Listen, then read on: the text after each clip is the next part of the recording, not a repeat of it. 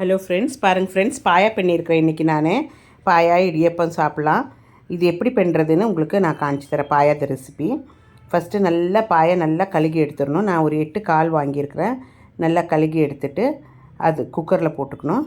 அது கூட ஒரு வெங்காயம் சேர்த்திக்கணும். அப்புறம் நம்ம கொஞ்சம் ஒரு 10-15 பூண்டு சேர்த்திக்கணும். ஒரு டீஸ்பூனு மஞ்சத்தூள்.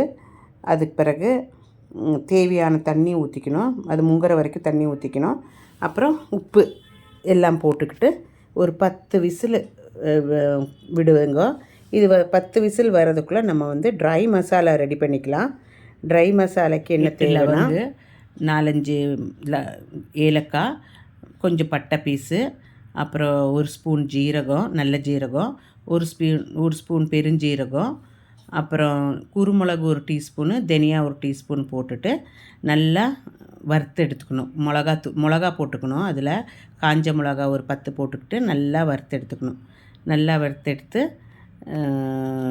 இது ட்ரையாக பிடிக்கணும். இது ரொம்ப நல்லது. நம்ம பாயா குளிர் காலத்தில் சாப்பிட ரொம்ப ரொம்ப நல்லது. இப்போ தேவையான தண்ணி கொஞ்சமாக ஊற்றிட்டு ஒரு அரை கிளாஸ் அவ்வளோ தண்ணி ஊற்றி நல்லா நைஸாக அரைச்சி எடுத்துக்கோங்க.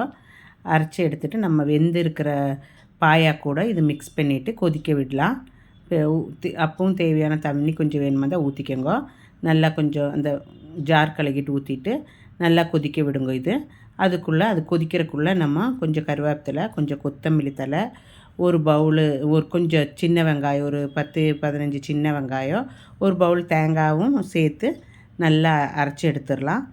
அரைச்சி பேஸ்டாக்கி எடுத்துட்டு அதுவும் அந்த கொதிக்கிற சூப்பில் ஊற்றிட்டு திருப்பி கொதிக்க விடலாம். நல்லா கொதிக்கிட்டோம் பாருங்கள். நல்லா ஊற்றிக்கணும். இப்படி ஊற்றிட்டு நல்லா மிக்ஸ் பண்ணி விட்டுட்டு அது நல்லா கொதிக்க விடுங்க. இன்னும் கொஞ்சம் ஜார் கழுகி கொஞ்சம் கூட தண்ணி ஊற்றிக்கோங்க. பாருங்கள், அப்படியே பாயாக்கு மேலே வரைக்கும் தண்ணி வந்திருக்குது. இது நல்லா கொதிக்க விட்டுட்டிங்கன்னா நல்லா அந்த மசாலா பிளெண்ட் ஆகணும். அது கூட பிளெண்ட் ஆகிடுச்சின்னா நல்லாயிருக்கும். அதுக்குள்ளே நம்ம தாளிப்புக்கு என்ன தேவையோ இருக்குதோ அது பாருங்கள் ஃப்ரெண்ட்ஸ். பார்க்குறக்கே எவ்வளோ நல்லா இருக்கட்டும். நல்லா எலும்பெல்லாம் அப்படியே கலண்டு வந்துடுச்சு. கறியிலேருந்து சூப்பராக இருக்குது. காலிலேருந்து எல்லாம் விட்டு வந்துடுச்சு. இப்போ நம்ம இதுக்கு தாளிப்பு ரெடி பண்ணிக்கலாம்.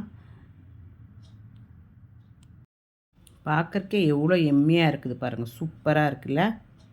தாளிக்கிறதுக்கு கொஞ்சம் தேங்காய் எண்ணெய் ஊற்றிக்கோங்க. தேங்காய் எண்ணெயில் சின்ன வெங்காயம் ரவுண்டாக அறுத்து வச்சுருக்கிறேன். அதுவும் அப்புறம் கருவேப்பிலை போட்டு நல்லா முறிய விட்டு எடுத்து நம்ம பாயால் கொட்டிக்கலாம். அதுதான் தாளிப்பு. பாருங்கள், இப்படி எடுத்து கொட்டிக்கிட்டா ஆயிடுச்சு. சூப்பராக இருக்குது ஃப்ரெண்ட்ஸ். வாட்டி ரஹ்மீஸ் கிச்சன் பார்க்குறதா இருந்தால் மறக்காமல் சப்ஸ்கிரைப் பண்ணுங்க. லைக் பண்ணி ஷேர் பண்ணி கமெண்ட் பண்ணுங்கள்.